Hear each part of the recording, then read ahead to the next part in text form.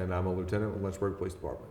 Okay, so Lieutenant Sexton, talk to me a little bit about James Crossing. You know, there's been lots of calls for service there over the years. Tell me a little bit about that area. Okay, over the last 5 years, James Crossing is an area that we historically have had calls for service at. This was an area that we identified through our crime analysis and through our intel unit that we need to allocate some more police resources to hopefully lower the calls for service and overall lower the crime rate that takes place. And have you guys been successful in that? Yes, over the last 6 months, we've identified that as an area we've been able to allocate police resources to. And compared to our 5-year average, we've seen a 63% reduction at James Crossing in the top 10 reported offenses over there. Okay, and awesome. And I actually had you guys send me the stats earlier, and I want to talk about these for just a second. So looking at them, we have calls for service at James Crossing and some of the areas around it. So it's James Crossing and then one of the streets right next to it. And in 2021, 740 calls for service. 2022, that went down to 515. In 2023, that went down to 456. And then in 2024, it goes down even further to 165 so far. Yes, so far. So we're definitely tracking on where we want to be with our stratified policing model and the resources that we've allocated over there. And like you said, it's not just James Crossing. We also have Bright Star Court, and then we also have the Greenfield Market that's right there at the entrance to the complex. Through our stratified policing model, identifying that as an area we need to allocate resources. And what that means is we have officers increase patrols over there. Being an area that we've identified, we have a captain that's assigned to that area that can work with property management, that can work with other community resources, work with resources within the city to see what we can accomplish over there and trying to reduce calls for service. And overall make it a safer place for the residents to live in, because at the end of the day, you have decent people that live over there that want to live in a safe environment, want to raise their kids, and make sure they get in and out of the complex safely. Let's talk a little bit about stratified policing. You know, we talked about this earlier before we started the interview, but tell me about what is stratified policing. Okay, there's really, it's a wide-ranging topic, but if we wanted to narrow it down a little bit, first is the accountability. We're looking at areas and locations that are assigned to captains and then lieutenants. And the reason it's assigned to people with that amount of rank is because they have the ability to allocate resources, allocate staffing, reach across the department and get different resources they need to accomplish their goals. Not only do they work within the department, but we work externally as well. If there's an issue that we feel like we can utilize city resources, we reach out to them, be it the Commonwealth Attorney's Office, different departments within the city. We take a holistic approach to trying to address those issues that we have discovered through our intelligence-led policing model, through our crime analysis, and through calls for service that indicate this is where our officers need to be. Okay, so what you're saying is that from the calls of service or calls for service, yeah. Right? You're able to see where more of those are and then allocate those resources? Yeah, and that's what's exciting about stratified policing. This is not something that we just pull out of thin air. This is what our information that we gather through our crime analysis, and they direct us to say this is where we need to have our police resources to have the biggest impact on crime overall. And when did you implement this stratified policing model, and do you think that this is what's helping James Crossing? So we implemented as an agency stratified policing in June of 2023. We just passed over our first year of implementing stratified policing, and then in January of 2024, we identified James Crossing as an area that we needed to have an increased concentration in. And you kind of mentioned to me earlier that stratified policing is more proactive rather than reactive. Can you speak a little bit about the proactiveness of stratified policing? So it's proactive in a sense of that we want to have officers operating in a patrol capacity in those areas on a schedule.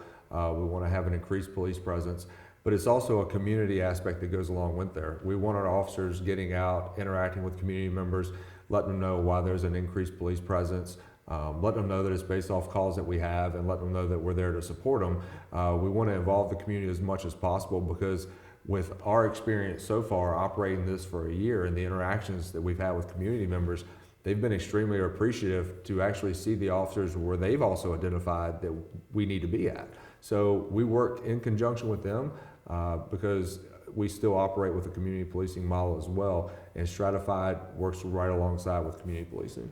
Community policing, so what you're kind of saying is that this really is, you do it beforehand, you put the time in before so that maybe crime can go down. Is that correct? Yes, yes. Do you think that this is paying off? It's been 1 year. Do you think it's paying off, and will you continue to do this stratified policing?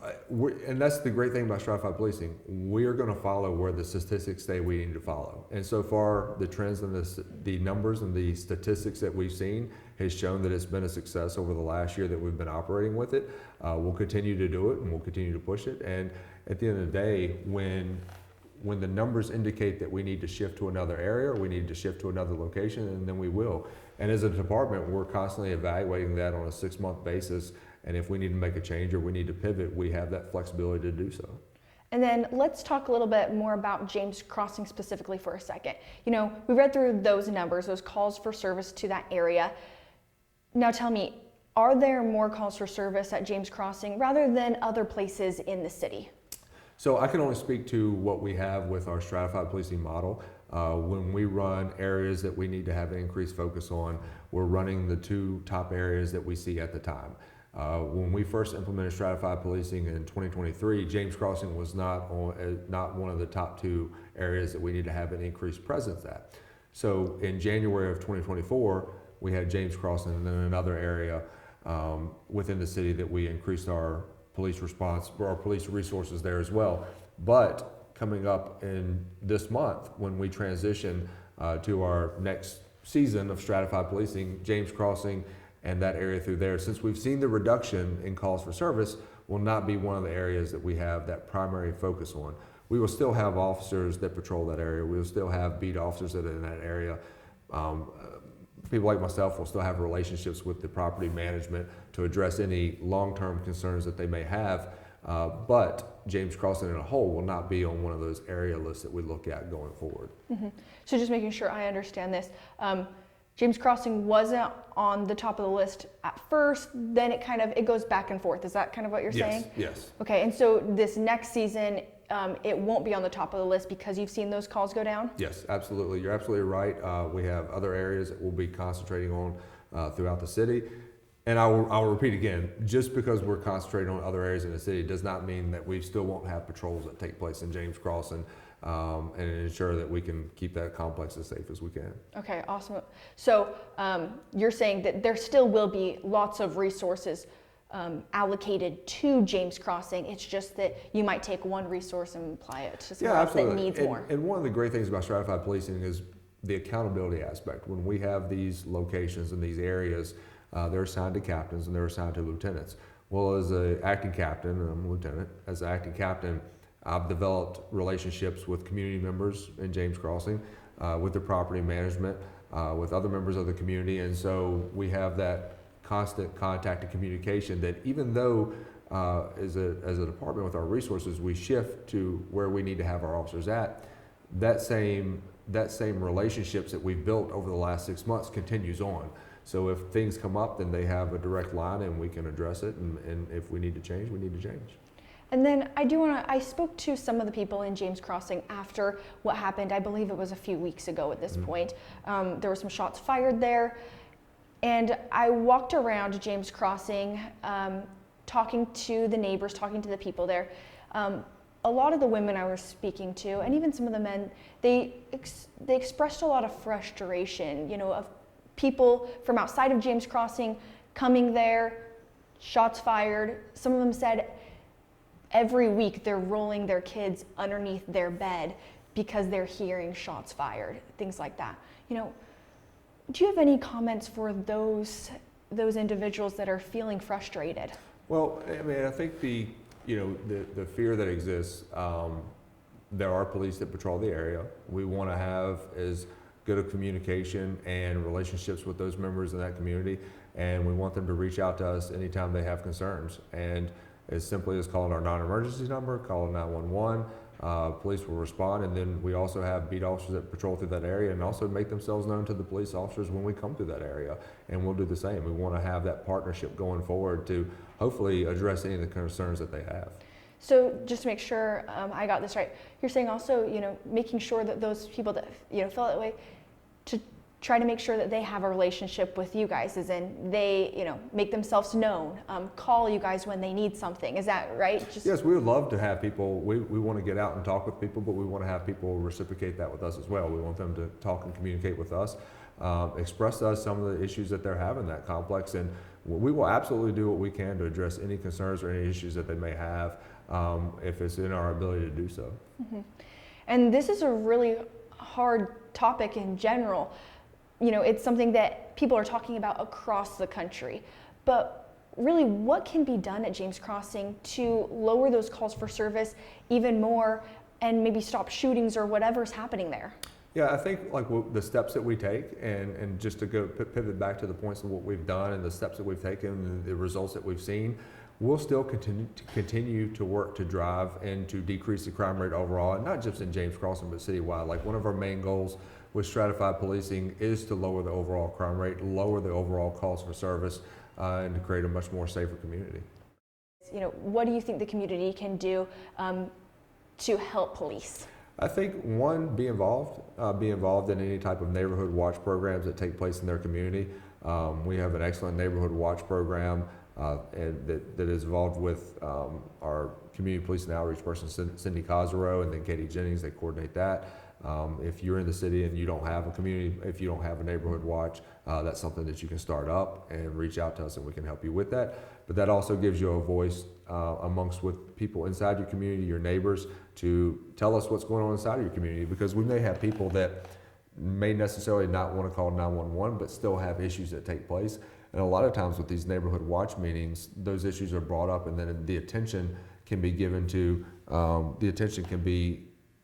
that area that we may not know about. Yeah, so you're saying if people have questions, if people have concerns about a certain area, when they're brought up, you guys are able to know about it, because you might have not known that beforehand. Yeah, okay, absolutely. Okay, and then I'm just gonna check if I have any other questions.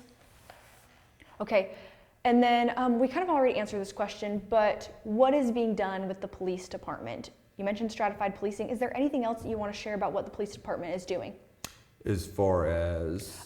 Helping bring down those numbers. So stratified, and that's the thing, stratified policing in conjunction with community policing is a broad overall organizational philosophy. And how we implement that is through our criminal investigations, it's through our patrol, it's through every rank within our agency that has an impact on how we try to combat crime, how we try to bring down calls for service and lower the crime rate. It's something that we meet with on a monthly basis, and there's an accountability factor there where you have captains and lieutenants that are assigned these locations and areas that they are held responsible by our chief of police on a monthly basis to see how we're trending and if our efforts are being productive. And we follow up with those numbers weekly and monthly to determine if our resources are being allocated, if our efforts are having an impact. And so far over the last year, the impact that we've been seeing has been trending in the right direction, and we want to keep it going that way. That leads me right into my last question. Overall, how do you feel like stratified policing is doing and these numbers? We couldn't be happier with it. Like, we are very happy. We're going to knock on wood, and we're going to keep working very hard, like each and every day, to make sure the numbers trend the way we want them to. And in the event, and this is one of the best things about stratified policing, in the event that we start seeing outliers and we see things trending up, since it's an agency-wide approach, people have resources within the agency to reach out and ask for help and try to come up with new ideas and new solutions. And it may not just come from the police department, it may also come from ideas from the community on how we can have a better impact within their community. Perfect. And then any last thoughts or any thoughts for those that are struggling out there right now? Just that we have people that come to work every day. They want to keep people safe. They want to come here, and they're dedicated to their intent of coming to work every day for the Lynchburg Police Department, serving their community, giving back to their community, being involved in community events. The amount of community service that our officers not do just on their job, but outside of work on a daily basis is something that our community, I feel like, could be extremely proud of. I'm extremely proud of what I see our officers doing, either with its basketball with the middle school kids. Granted, we usually lose, but they do a great job. Or is having enough events where we attend community pop-up events and we cook hamburgers and hot dogs, and we want to have that connection with our community. So you have a police department that cares about its community, like very much so. And we want to see it succeed, and we want to see our crime rate continue to drop and our calls for service continue to go down.